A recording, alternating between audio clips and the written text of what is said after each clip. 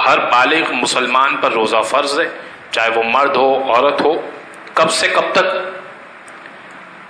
وہ اذان صبح سے لے کر مغرب کے وقت تک۔ اذان صبح سے مراد یہ نہیں ہے کہ جب آپ کے محلے میں اذان ہو رہی ہے تب، اذان صبح سے مراد فجر کا وقت جب ہو رہا ہے۔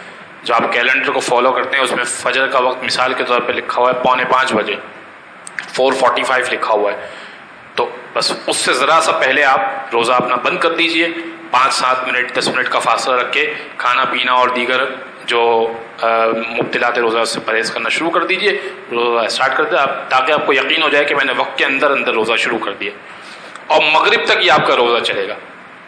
جیسے ہی مغرب ہوئی فوراً روزہ نہ کھول لیں، مغرب کا ٹائم مثال کے طور پہ 7 بجے لکھا ہوا ہے تو آپ 7:05 پہ کھول لیں، 7:10 پہ کھول لیں، کچھ احتیاط کر لیں تاکہ یہ آپ کو یقین ہو جائے کہ میں نے جو شریعت نے مقرر کیا تھا وقت، اس دوران تو میں نے روزے سے تھا ہی تھا۔ یہ صحیح طریقہ ہے۔